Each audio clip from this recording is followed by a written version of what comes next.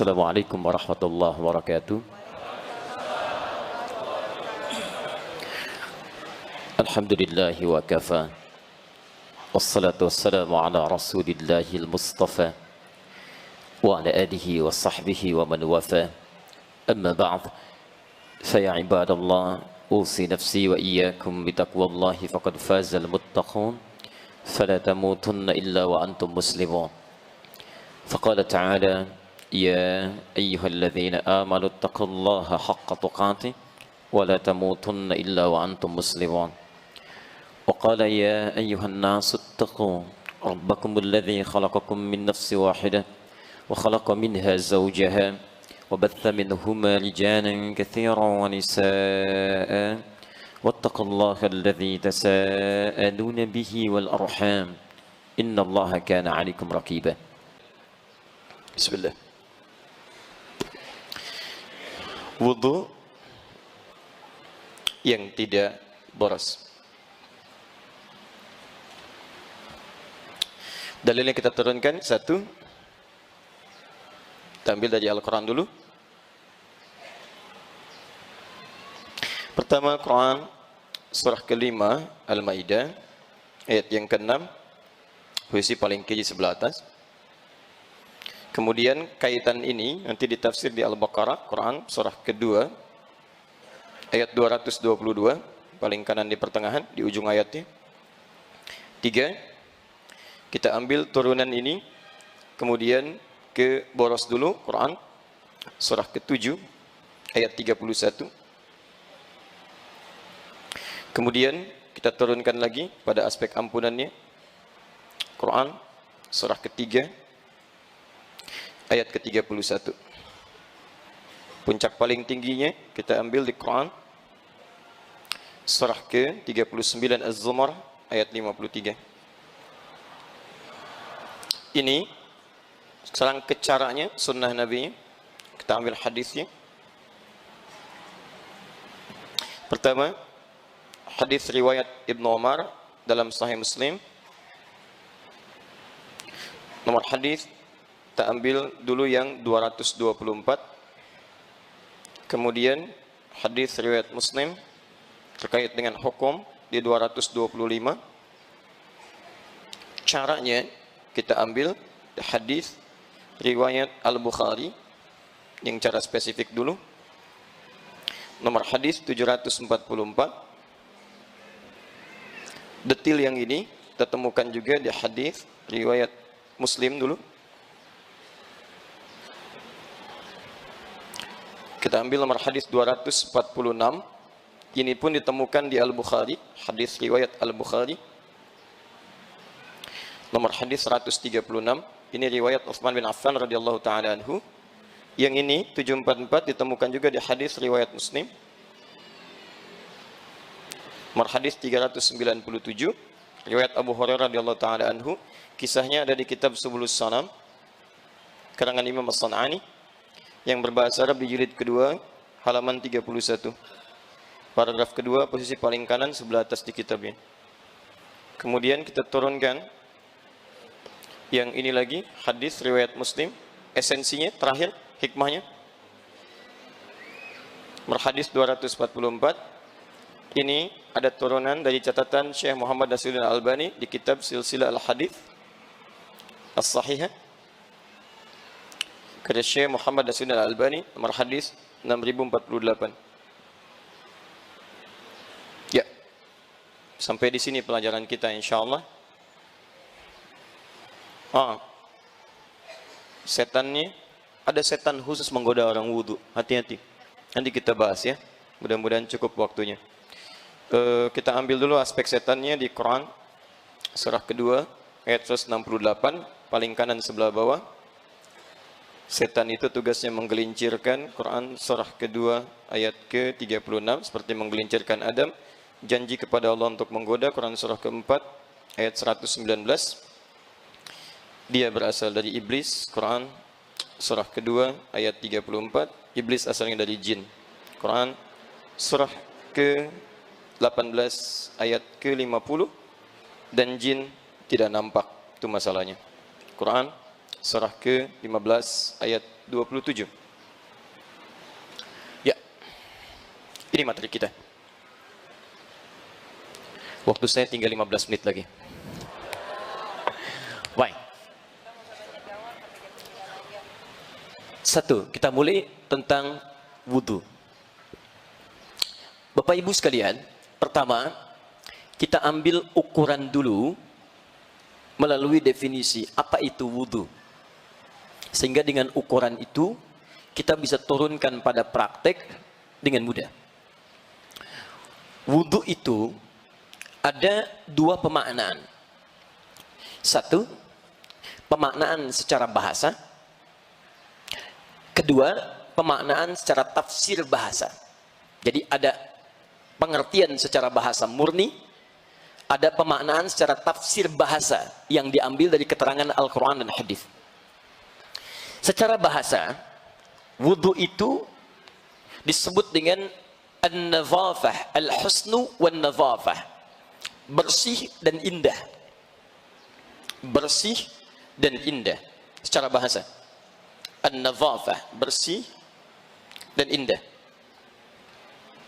Diharapkan dengan orang ketika berwudu, dengan wudu itu, maka semakin bersih tampilan dirinya dan nampak indah dalam penampakan perilakunya. Kenapa saya sebut dengan penampakan perilaku? Karena kalimat keindahannya bukan menggunakan kata jamalah, tapi husnun. Ingat, kata husnun dalam bahasa Arab itu menggambarkan keindahan dari aspek akhlak, perilaku, bukan tampilan fisik. Kalau tampilan fisik itu orang Arab menyebutnya dengan jamalah. Jamalah dari kata jamalah, jamalun, seperti ini. Kalau pakai sifat pakai ta, ini artinya ganteng, cantik, keindahan secara fisik. Tapi pakai alif Pak ya, jamal, jamal. Kalau alifnya dibuang, jamal, ini unta. Ya, siapa nama Bapak? Jamal. Masya Allah. Begitu umrah di visa dituliskan tanpa alif lagi, Jamal begini. Ini yang repot. Begitu masuk kemudian proses imigrasi, itu bengong petugasnya. Pakai alif, Jamal. Kalau ini melekat pada seseorang, kalau laki-laki misalnya, maka berubah jadi Jamil namanya. Jamil, ya, yang mengambil sifat ini ya pada tampilan fisik. Laki-laki ganteng, Jamil. Misal namanya Saiful, sifatnya ini jadi Saiful Jamil. Misal. Kalau perempuan tambah tak di ujungnya, Jamilah, cantik secara fisik. Misal namanya Mulan, pakai Jamilah, Mulan Jamilah, misal. Kenapa? Contoh saja. Nah, tapi kalau yang tampak keindahan itu dari aura kebaikan, kelihatannya seperti biasa bagi kalangan sementara orang. Ukuran cantik dan gantengnya tidak terlampau tinggi, tapi akhlaknya mulia. Nah, itu dalam bahasa Arab disebutnya bukan jamil jamal lagi, tapi husnun. Husnun. Sifat orangnya disebut dengan hasan, perempuannya disebut dengan hasanah. Jadi kalau Bapak Ibu ingin jadikan laki-laki kepada perempuan, tinggal tambah tak di ujungnya. Muslim tambah tak, perempuan muslimah. Mukmin, perempuan mukminah. Soim, perempuan, kan? Itu. Nah, orang wudu itu, maaf ya, lihat baik-baik. Jadi sifat wudu itu dari segi bahasa sudah jelas. Bukan sekedar menghadirkan kebersihan dalam fisik. Mohon izin, maaf, wajah dibersihkan, bersih luarnya. Tapi apakah kebersihan wajah itu memancarkan akhlak yang mulia di wajah?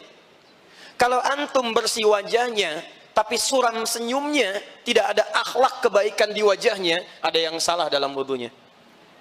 Tangan dibasuh, bersih. Tapi kebersihan tangan secara fisik tidak mencerminkan kebaikan perilakunya. Maaf, kotor juga. Mengerjakan hal yang dilarang, ada yang salah dalam wudunya. Ini baru aspek bahasa.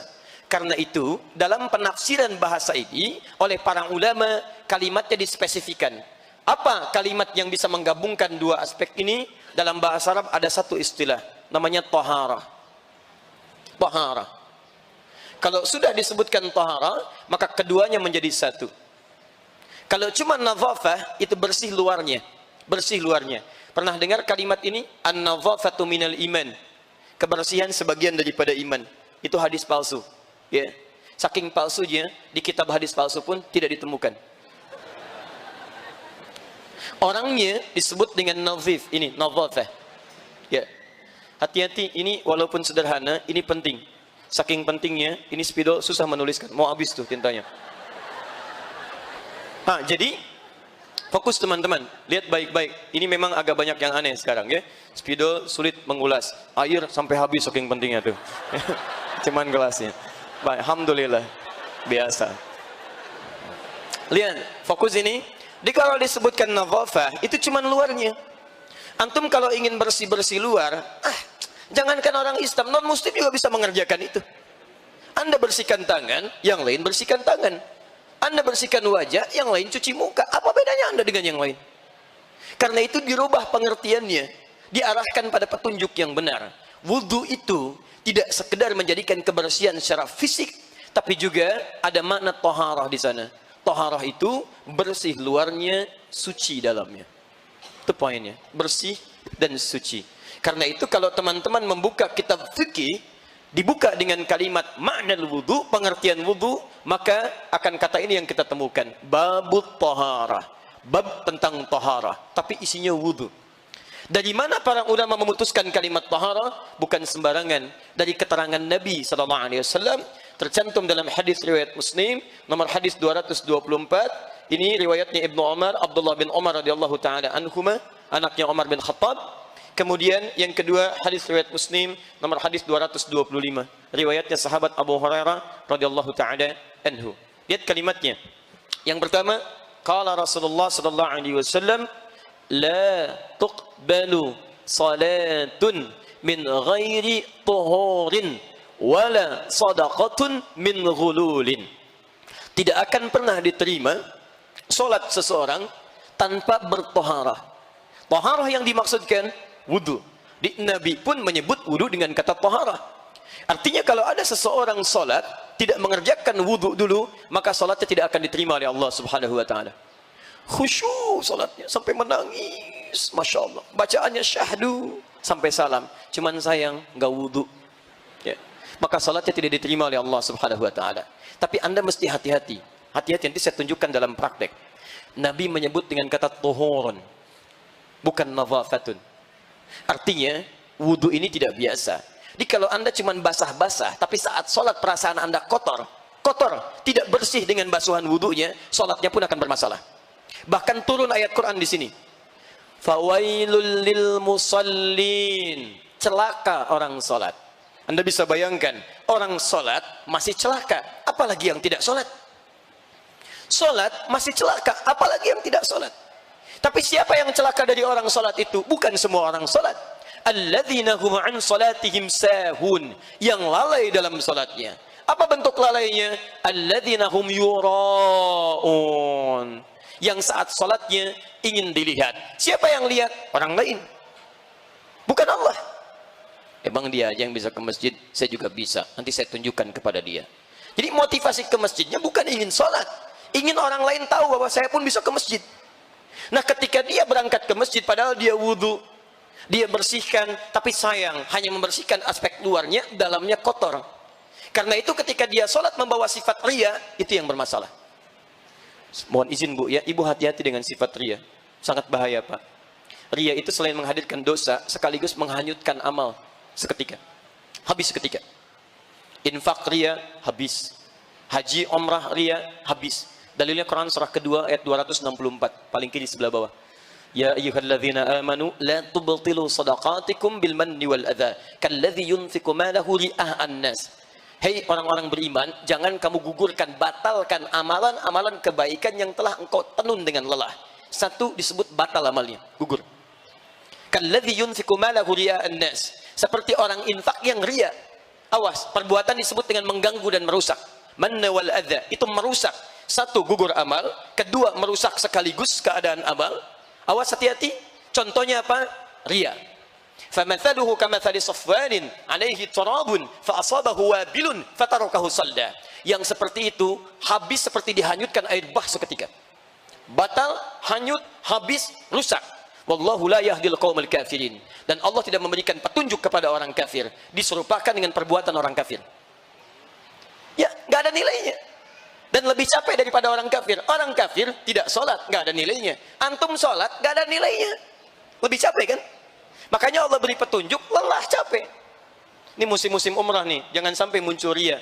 Sudah capek, keluar biaya, keluar tenaga, keluar waktu, nggak ada nilainya. Nggak ada nilainya. Hati-hati. Tidak salah kalau kita ingin ngundang, minta doa dan sebagainya. Tapi ria jauhkan. Dan ngundang bagus-bagus. Bapak Ibu sekalian, insya Allah saya mau berangkat umrah. Mohon saya didoakan. Saya banyak salah, minta maaf. Ini umrah pertama kami dalam kehidupan. Mungkin juga yang pertama di komplek ini ya. Pak RW belum umrah, Pak RT belum umrah. Kami doakan Pak di Mekah supaya semua bisa umrah. Masya Allah. Habis. Nah, ini. Ya. Jadi sekarang lihat baik-baik. Orang yang wudunya benar, maka semua perangkat tubuhnya yang dibasuh dalam wudu itu pasti akan baik. Ini poin paling pentingnya. Ini esensinya. Nah sekarang coba cek. Berapa kali kita dalam sehari berwudu. Dan berapa banyak aspek wudu itu bisa hadir dalam perilaku kita. Nanti saya turunkan saat membahas caranya. Ternyata kata Nabi, bersamaan dengan orang berwudu itu, kalau wudunya benar, maka gugur dosa-dosa yang ada dalam anggota tubuhnya. Bersamaan dengan mengalir tetesan air wudunya, jatuh kotoran dan noda-noda dosanya. Nanti kita simpulkan di akhir, sampai para ulama menyebut kata wudu ini seakar dengan kata daw, yaitu cahaya. Kalau wudunya benar, bercahaya orang ini di akhirat, bercahaya kebaikan saat di dunia. Nah, maksud saya, tidak cukup dengan amin, kita belajar dulu. Maksud saya, kita nanti akan lihat apakah wudu kita menghasilkan ini selama ini. Kalau belum, mari kita turunkan pembelajarannya. 1. Ayo kita lihat caranya sekarang. Quran surah kelima ayat ke-6. Paling kiri sebelah atas. Quran surah kelima Al-Maidah ayat yang ke-6. Ya ayyuhalladzina amanu. Hei orang-orang yang telah menyatakan dirinya beriman kepada Allah. Tahan sebentar. Saya berikan aspek tafsirnya dulu ya. Kalau ada ayat Al-Quran dibuka dengan kalimat iman, artinya informasi yang akan disuguhkan lewat ayat itu sekaligus menjadi indikator keimanan pemiliknya. Semakin cepat kita merespon dan serius mengerjakannya, ini pertanda iman kita berada di level yang baik. Tapi kalau Anda malas mengerjakannya dan abai dalam penunaiannya, ini menunjukkan imannya dalam keadaan lemah. Hati-hati. Ayat wudu dibuka dengan iman. Ketika Anda serius mengerjakan wudu dengan cara yang benar, ini menunjukkan iman Anda dalam keadaan yang baik.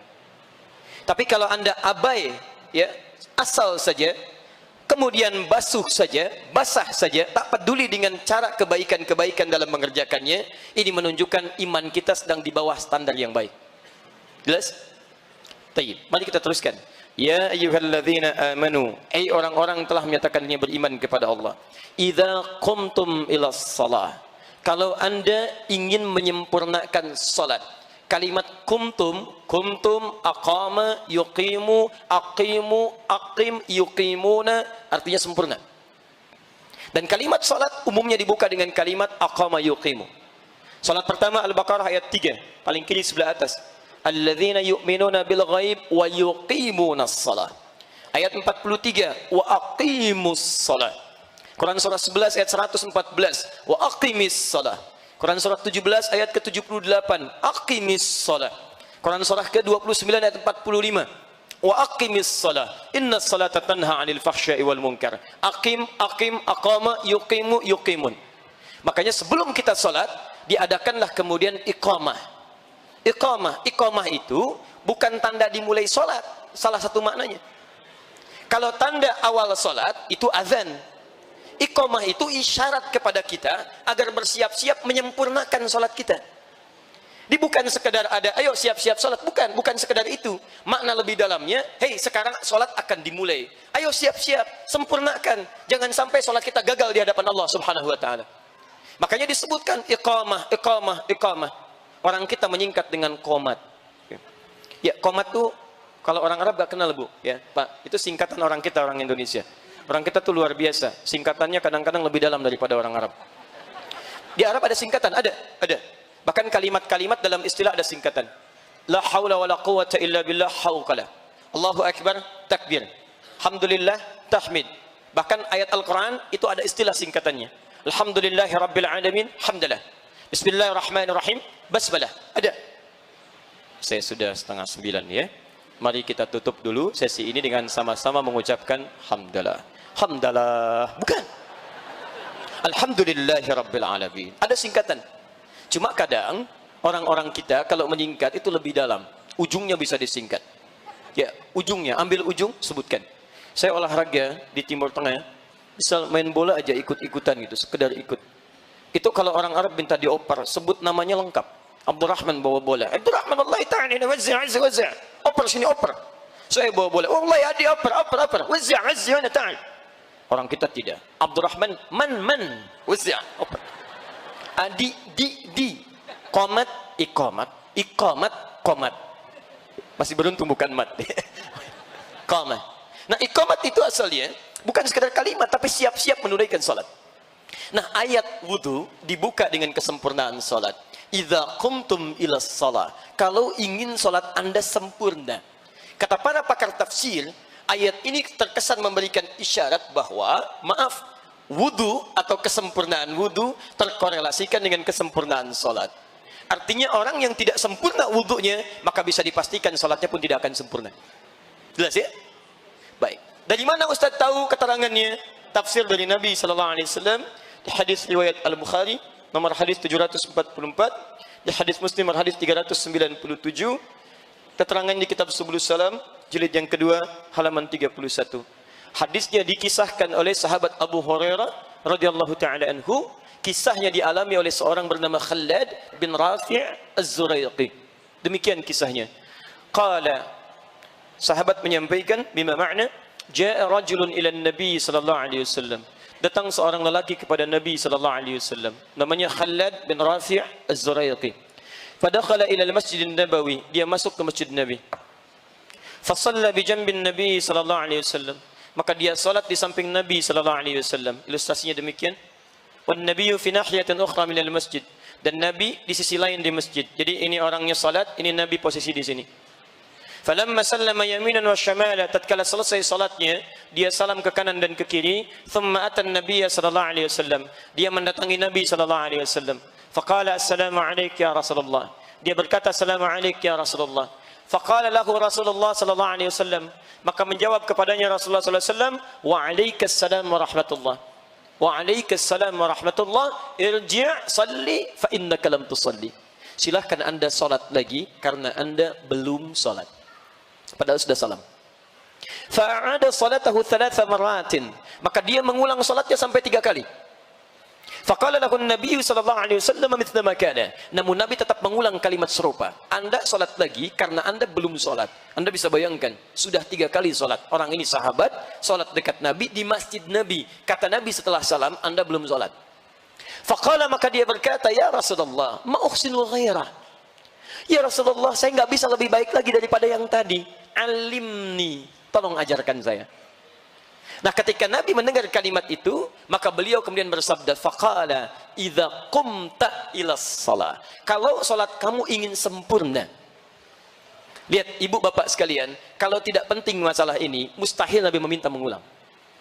Kalau salat kamu ingin sempurna, asbighul wudu. Mulai dengan menyempurnakan wudu dulu. Begini caranya, diajarkan dari awal sampai akhirnya. Thumma istaqbilul qiblah, baru menghadap ke arah kiblat. Begini caranya. Fakabbir, kemudian bertakbir. Begini caranya sampai dengan salamnya. Nah, kata para ahli hadis, kalau hadis ini langsung memulai kepada salatnya, misal kata Nabi, idza qumta ila shalat istaqbilul qiblah. Kalau ingin sempurna salatnya, langsung menghadap kiblat. Kalau kalimat hadisnya menunjuk pada salatnya langsung, ini menunjukkan wudunya sudah sempurna. Tapi ketika kalimat arahan Nabi dimulai dengan sempurnakan wudu, begini caranya, kata para ahli hadis, orang ini sudah punya masalah sejak wudunya. Kalau wudunya tidak punya masalah, mustahil Nabi menyinggung wudunya. Dan kata para ahli fiqih, ini menunjukkan wudu akan berdampak pada benar tidak salatnya. Bapak ibu pulang ke rumah, lihat anaknya bagaimana saat berwudu. Kalau wudunya sudah keliru, pasti sholatnya akan berantakan. Saya mohon sebesar-besarnya, kalau Anda bisa mengajarkan yang benar, jangan ajarkan yang salah, Pak. Kasihan. Maka dia akan tumbuh dengan cara yang keliru. Nah, sekarang, bagaimana cara wudu yang benar? Ini yang coba kita turunkan dari ayat Al-Quran, plus keterangan Nabi-Nya. Saya agak sedikit percepat. Saya mohon izin dulu. Boleh saya lengkapi dulu? Alhamdulillah. Fokus teman-teman sekalian. Satu. Aturan pertama. Ada 4 pokok. Ini, kita masih di sini. Ada 4 pokok yang diprioritaskan untuk dibasuh dalam wudu. Ada 4. Perhatikan baik-baik. 4 pokok ini sifatnya wajib. Bila Anda memiliki air yang sangat terbatas, tidak terlampau banyak. Di perjalanan tidak menemukan air yang cukup banyak, ukurannya hanya segelas ini misalnya. Baik, dan Anda cukup untuk minum pada misalnya jatah air yang lain, atau misalnya ada gelas-gelas air untuk yang lain untuk minum. Ada sebagian bisa digunakan untuk wudhu, cuma segini volume airnya. Fokus. Maka jika masih ada air bisa digunakan, cukup membasuh yang 4 ini, maka jangan dahulukan tayamum. Dahulukan yang 4 ini dulu. Jelas ya? Maka dahulukan yang 4 ini dulu sebelum kita memilih untuk tayamum. Tayamum itu babnya belakangan. Sepanjang airnya masih bisa digunakan, cukup untuk yang 4, maka ini dahulukan. Apa yang 4 itu? 1. Faghsilu wujuhakum. Wajah. Satu-satu. Saya langsung praktekkan. Perhatikan sini. Yang disebut wajah itu adalah tampak depan dari kepala, mulai dari kening ini, turun ke bawah, ini, termasuk mata, sela-sela, ini, fokus, sampai ke dagu, sini, bawah. Dan mohon maaf sebentar, ikhwan, laki-laki, teman-teman yang ada jenggotnya, termasuk dengan menyelai-nyelai jenggotnya. Maaf sedikit aja, sedikit saya tekankan. Hukum jenggot itu sunnahnya memelihara, bukan menumbuhkan. Jadi kalau teman-teman ada jenggot, rawat dengan baik, yang rapi, merapikannya. Tapi kalau belum ada jenggot atau tidak punya jenggot, tidak usah maksa. Ya gak usah beli timun, beli arang, gosok-gosok, tidak. Gini, sedang apa mas? Sunnah. Bukan. Sunnah itu merawat, ya, merapikan. Baik. Dan area bawah di sini, masuk di bawah telinga di sini, ya, bagian dari dagu yang paling bawah. Nah, sekarang perhatikan baik-baik. Saya mau simpan mic ini supaya mudah mempraktekkan dengan kedua telapak tangan. Fokus baik-baik. Bahasa Al-Qurannya pertama untuk membasuh wajah menggunakan kata ghassala. Perhatikan baik-baik. Faghsilu pakai ghassala. Ini untuk wajah menggunakan ghassala. Ghassala itu mengambil airnya dan dibasuhkan ke tempat yang akan dibasuh, ditumpahkan ke tempat yang akan dibasuh. Contoh, kita mohon izin misalnya, saya ilustrasikan mengambil air langsung dari keran misalnya. Saya minta bantuan, izin Pak, sebelah sini saja. Ini misalnya kerannya, ya, begini, fokus baik-baik. Ini misalnya kerannya, kemudian kita akan berwudu, lihat baik-baik. Ambil airnya, saya belum bicara boros ya, saya bicara ambil wudu dulu. Ambil airnya, kemudian ghassala, tumpahkan di tempat yang akan dibasuh, kemudian kita tumpahkan di wajah. Kemudian saya turunkan, lihat baik-baik, saya tumpahkan ini sini. Nah perhatikan sekarang, ini ada jemari, satu yang telunjuk, ini diusahakan kita fungsikan dengan baik, dengan membersihkan ujung-ujung mata di sini. Jelas ya? Sehingga kotoran bisa dibersihkan dengan baik. Yang kedua yang jempol, ini kita gunakan untuk membasuh yang bagian belakang di sini.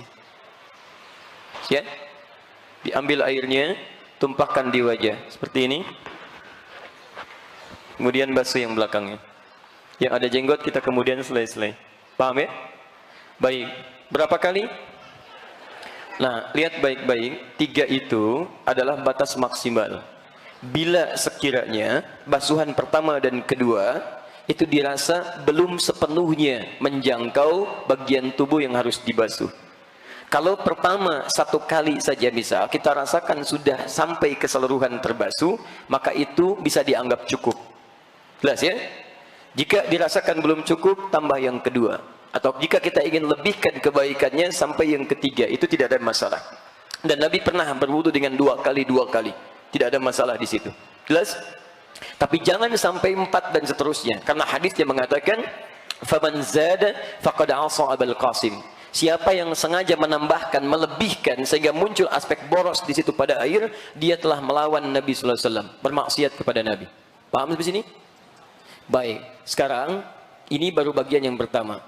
Ketika masuk bagian yang kedua, kerannya kita perbaiki dulu jika turun. Baik.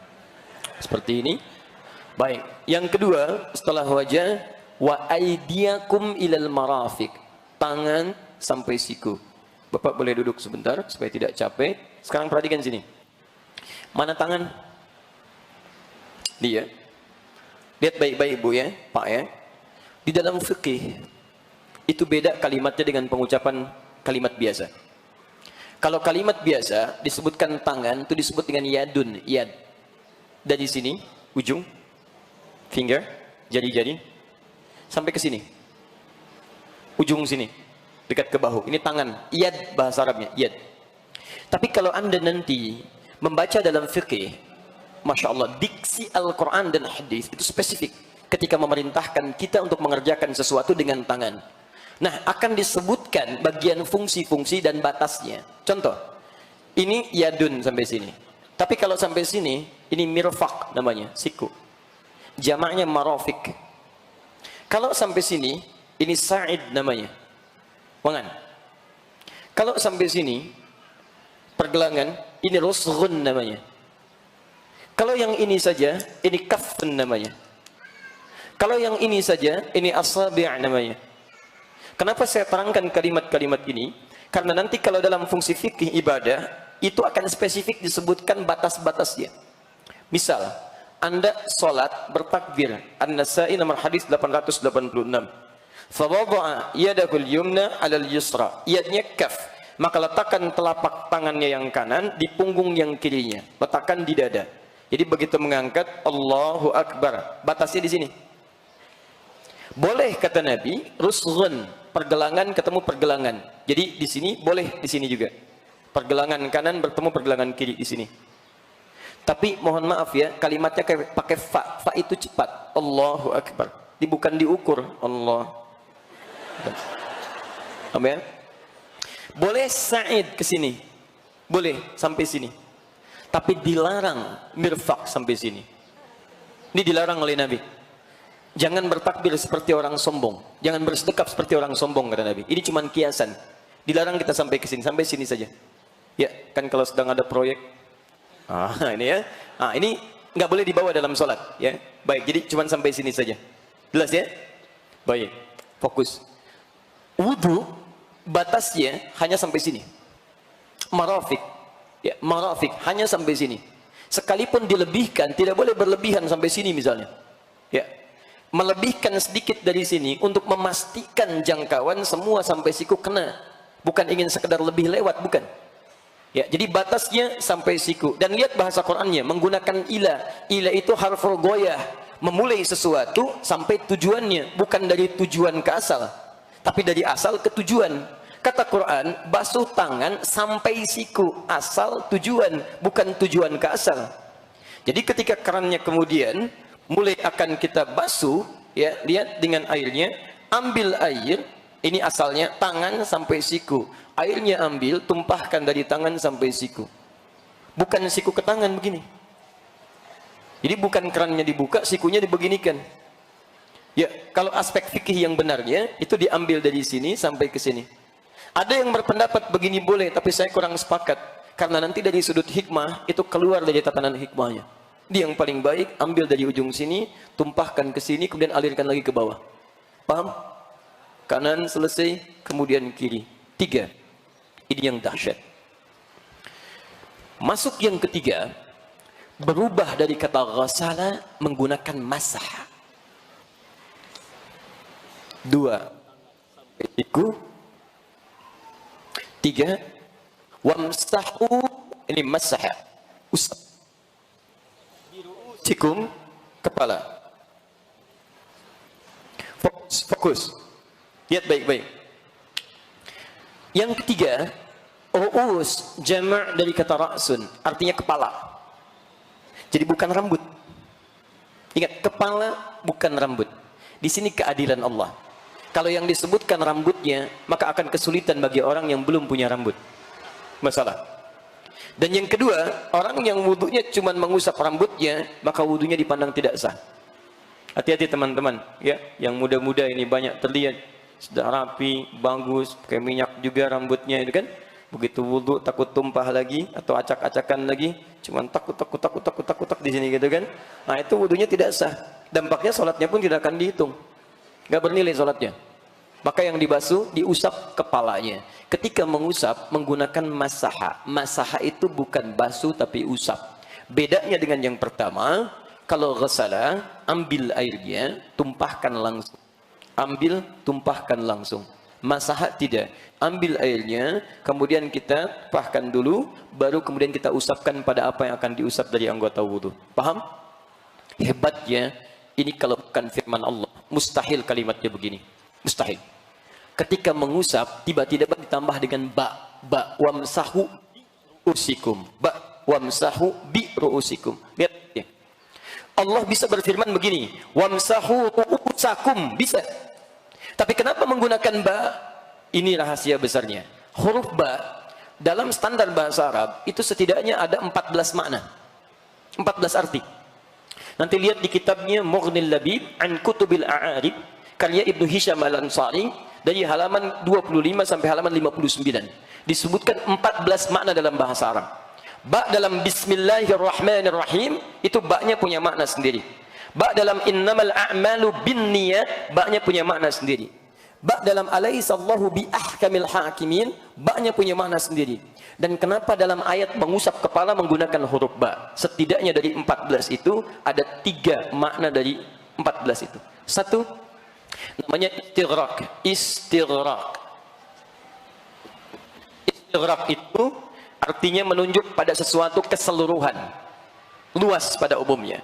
Kalau diterapkan pada wudu, artinya fokus baik-baik, ambil airnya, kemudian setelah itu tumpahkan begini, maka anda basuhkan dari depan sini sampai ke belakang.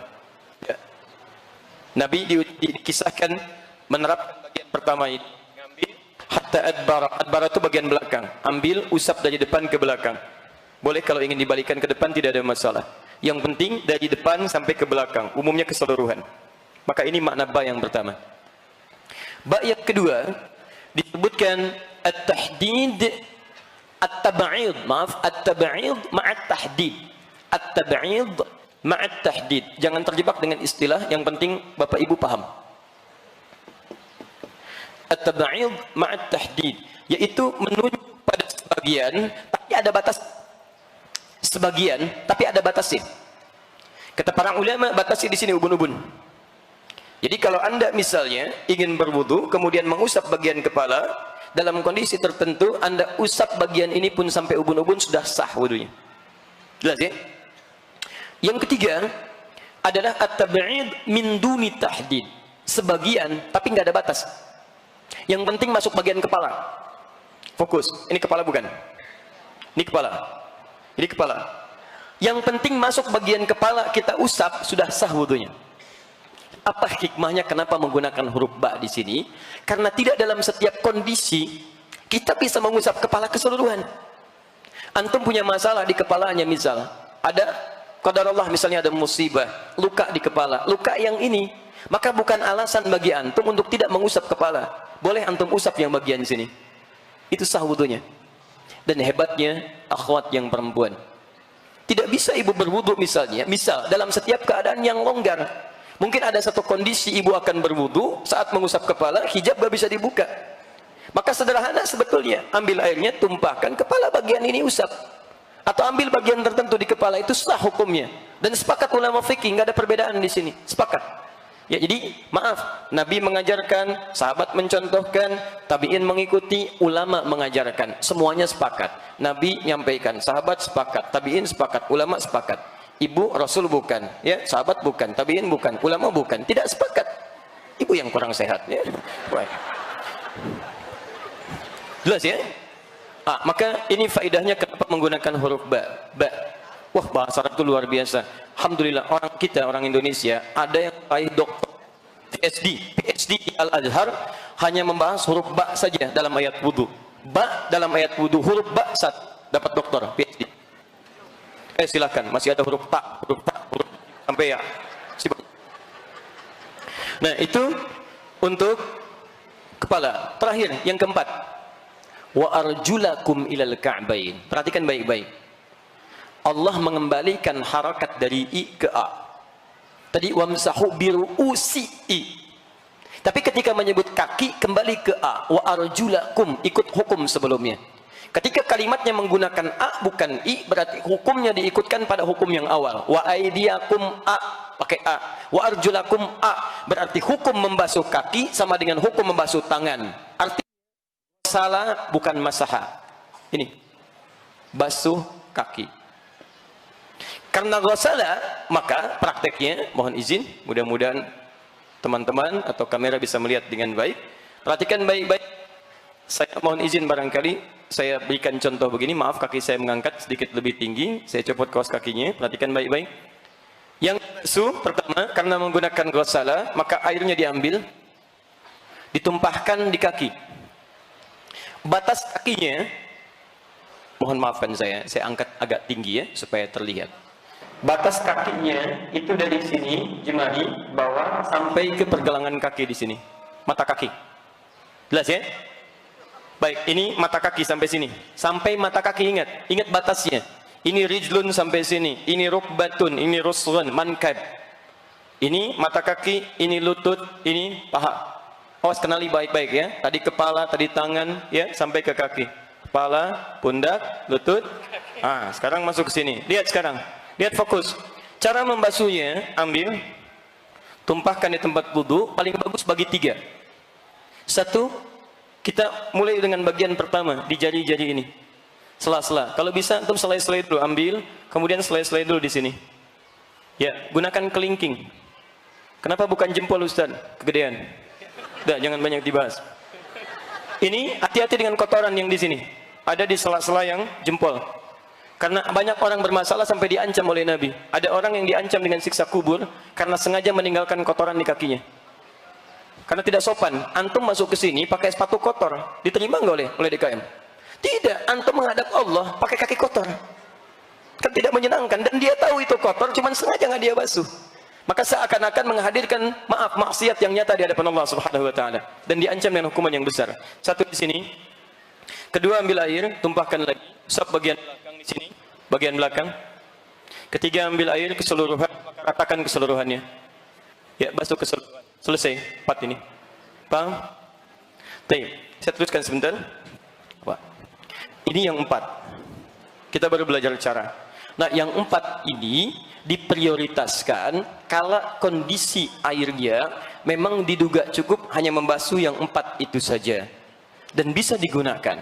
Maka jangan dulu dahulukan tayamum, tapi prioritaskan yang 4. Jika airnya cukup banyak, maka kita sempurnakan dengan sunnahnya dan tambahan pahala bisa kita raih. Apa di antara sunnahnya? Pertama, mulai ya dengan kita berniat membaca bismillah, kemudian kita menyela-nyela tangan bil air. Ya, kita basuhkan dulu sunnah pertama. Kedua, selesai kita kumur-kumur. Di antara kumur-kumur ini boleh kita sambil menyikat bagian gigi, membersihkan. Ya, laula an asyqa ala ummati, kata Nabi, kalau saya tidak bermaksud memberatkan kepada umatku, la amartuhum bisiwaki 'inda kulli salati. Aku akan perintahkan mereka menyikat giginya sebelum mereka salat. Sebelum mereka salat atau saat mereka salat, ada yang menafsirkan sebelum salat gosok-gosok begini, ada yang menafsirkan saat wudu dia bersihkan.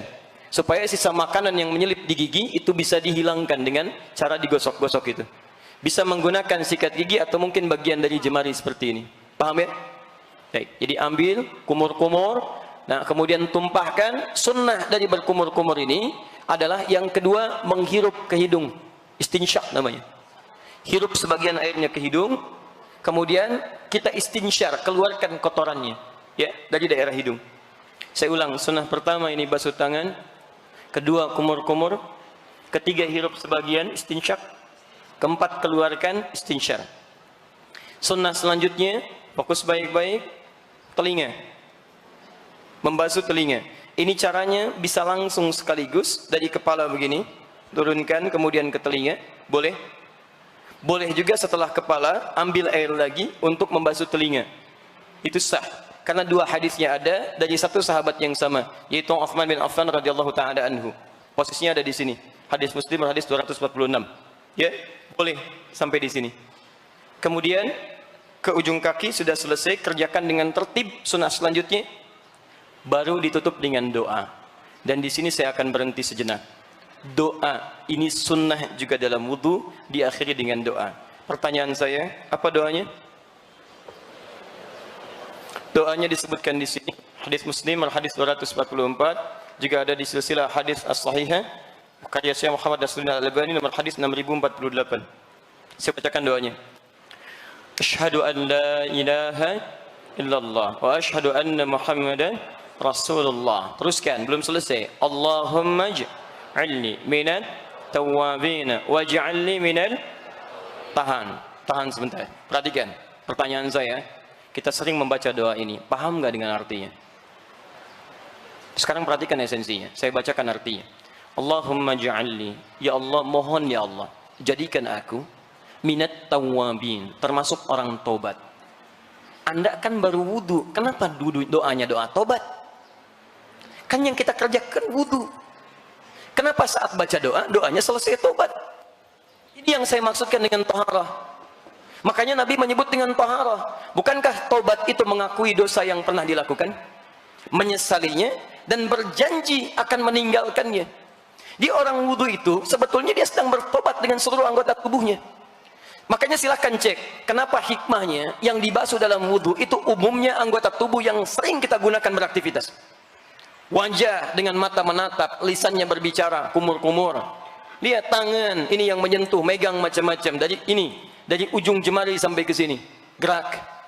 Sampai ke telinga yang sering mendengar. Sampai ke ujung kaki. Mata kadang lihat yang keliru.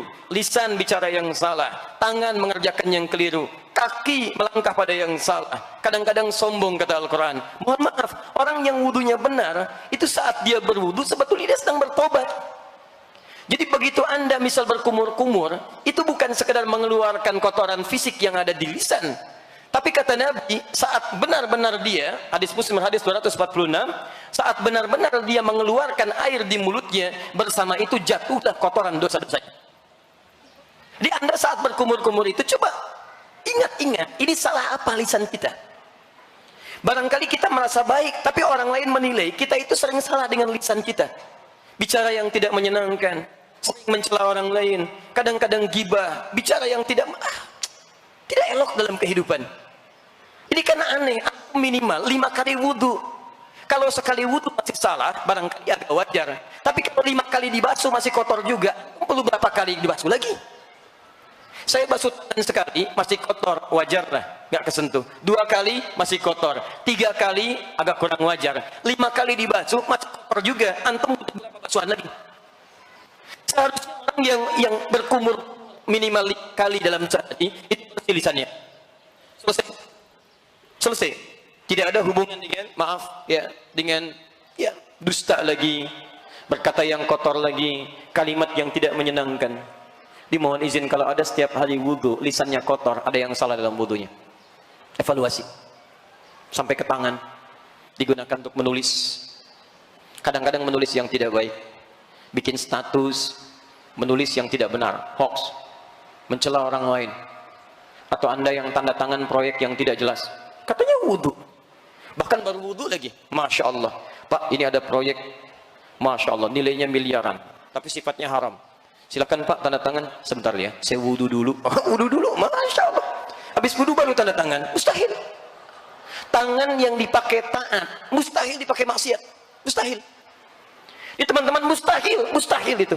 Tidak akan pernah tangan digunakan maksiat. Lisan yang dipakai sholat mustahil digunakan maksiat. Kaki yang dipakai untuk ibadah dibasuh dengan wudhu mustahil berbuat yang tidak elok, mustahil. Ayo Pak, di sana ada proyek nilainya besar Pak. 100 miliar, bagian Bapak 20%. Tidak, saya berwudhu, mohon maaf. Naik deh Pak, 50%. Sebentar, saya istikharah dulu. Istikharah dulu. Bisa. Jadi kalau seseorang sudah bertobat itu dia janji. Teman-teman evaluasi, coba tangannya salah apa? Selesai wudhu hilang. Kalau belum wudhu lagi. Waj'alni minal mutatahhirin. Mutatahhirin adalah orang-orang yang selalu memperbaiki diri untuk bersih luarnya, suci dalamnya. Dari kata taharah. Mutatahhir orang yang berusaha suci. Kalau sudah suci disebut dengan tahir. Kalau ibu bapak wudhunya seperti ini, fokus ya, wudhunya seperti ini, taubat, kemudian taharah, bersih luar dalam, maka Anda langsung disebut oleh Al-Quran berpeluang mendapatkan cinta Allah subhanahu wa ta'ala. Itu ada di Quran surah kedua ayat 222. Ini Quran surah kedua ayat 222. Di ujung ayatnya, innallaha yuhibbut tawwabina wa yuhibbul mutatahhirin. Allah akan mencintai orang-orang yang berusaha untuk taubat dan selalu membersihkan atau menyucikan dirinya. Yuhibbut tawwabina wa yuhibbul mutatahhirin. Anda berdoa setiap wudu, Allahumma ij'alni minat tawwabina waj'alni minal mutatahhirin. Minat tawwabina minal mutatahhirin. Innallaha yuhibbut tawwabina wa yuhibbul mutatahhirin. Jadi kalau wudu Anda bagus, taubat Anda benar, Anda tinggalkan maksiat, Anda raih taat kepada Allah, maka cinta Allah akan Anda raih. Itu poinnya. Yang dahsyat, kalau cinta Allah sudah kita raih, maka yang pertama Allah berikan bagi kita semua adalah ampunan dari semua dosa.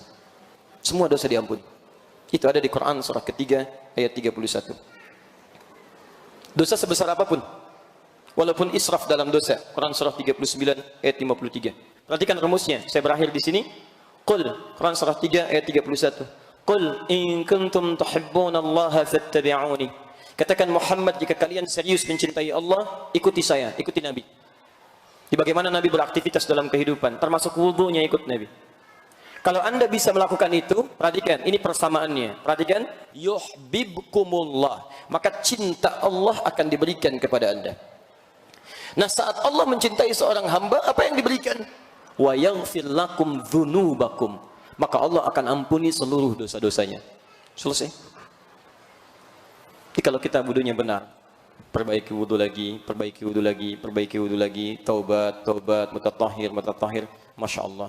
Itu diantara tanda dicintai oleh Allah subhanahu wa ta'ala.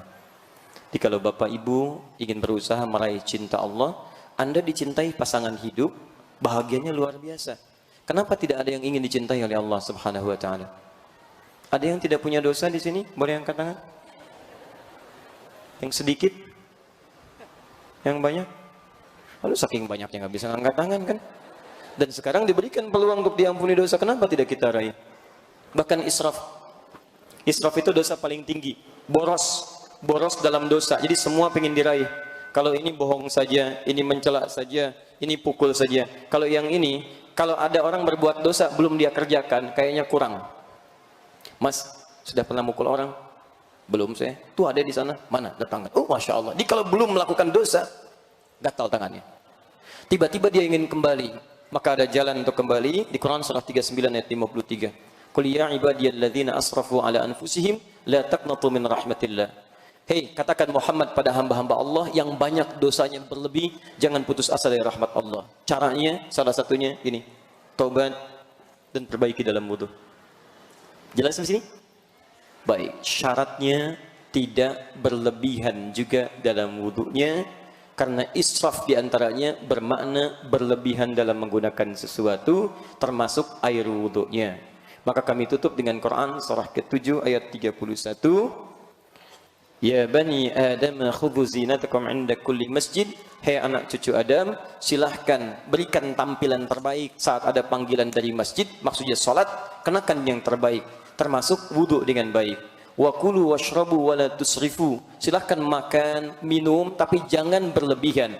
Tusrifu, kalimatnya menggunakan israf, bukan dimakan minum saja. Dosa bisa israf, wudu bisa israf. Karena ada orang minum berlebihan, ada orang menggunakan air berlebihan. Minum pakai air, wudu pakai air. Karena itu para ulama fikih, berlebihan dalam wudu pun itu termasuk bermaksiat kepada Nabi dan dosa di hadapan Allah Subhanahu wa taala. Jadi, kalau nanti gunakan air, ada 3 sifat air dipakai wudu. 1, air yang seperti ini berada dalam satu wadah tertentu. 2, air yang ada dalam keran yang bisa diatur. 3, air yang mengalir seperti di sungai atau lautan sekitarnya. Kalau yang 3 itu nggak ada masalah. Yang seperti ini dengan keran itu yang kita kondisikan. Saya akhiri, kalau pakai keran, maka kita atur, jangan sampai terlampau berlebihan. Ya, saya biasanya seperti ini. Biasanya kalau ada keran, nah ini biasanya kalau tidak dikecilkan, maka kita ambil dulu. Kemudian setelah kita ambil ya air secukupnya, lalu setelah itu kita coba matikan. Jadi kita ambil begini, kita matikan, kemudian kita basuh. Untuk tangan kita ambil dari sini, ini kita matikan. Ya, nah, itu bisa menghemat air dan cukup luar biasa. Ini kalau seperti ini, ya. Saya ambil contoh yang ini karena lebih mudah konsekuensinya. Jadi seperti ini, ambil airnya begini, tutup ya. Kemudian baru kita basuhkan ke wajah. Ambil lagi airnya, baru kemudian ke tangan sampai siku. Kenapa tadi tidak siku dari tangan, tapi tangan sampai siku yang ini dulu? Karena ini yang sering banyak kita gunakan dalam keseharian. Ini yang banyak dosanya dibandingkan yang ini. Makanya saat Anda basuh dari sini, bayangkan dosa apa yang pernah dikerjakan oleh jemari-jemari kita. Ya, paham ya? Sampai ke sini, sampai kita turunkan lagi. Itulah barangkali inti materi yang kita bahas dalam kesempatan ini. Sudah dulu ya. Saya mau ke Turki ya, jadi mohon izin. Jadi kita pamit dulu. Ini nanti insya Allah ya, kita nanti ini bawa. Nanti staf kami di Akhir TV akan bawa ini. Ini akan dikumpulkan, dirapikan dalam bentuk tulisan. Dalam sesi Al-Quran Sunnah Solution, nanti insya Allah terhubung dari Turki, kita akan jawab pertanyaan-pertanyaan ini. Di ibu sekalian, bapak sekalian, ini yang bisa saya sampaikan. Kalau benar itu dari Allah, kalau salah mohon maaf, itu kesalahan saya pribadi. Tolong saya dimaafkan, saya bertobat di hadapan Allah Subhanahu wa taala. Pesan saya, jika Anda belum mampu berlomba dengan orang soleh meningkatkan kebaikan, maka segeralah berlomba dengan para pendosa untuk bertobat dan beristighfar kepada Allah Subhanahu wa taala. Berwudulah dengan baik sehingga bisa mendapatkan dau. Dau adalah cahaya. Dan saya tutup dengan hadis Nabi SAW bima makna, satud'a ummati yawmal qiyamati ghurral muhajjalin. Umatku akan dipanggil pada hari kiamat dengan cahaya meliputi dirinya. Min atharil wudu, dari bekas wudunya. Dan kata para ulama, akan nampak cahaya itu di dunia pada aura-aura kebaikan dalam dirinya. Subhanakallahumma wa bihamdika asyhadu an la ilaha illa anta astaghfiruka wa atubu ilaik. Wa akhiru da'wana alhamdulillahi rabbil alamin. Wal 'afu minkum. Assalamualaikum warahmatullahi wabarakatuh.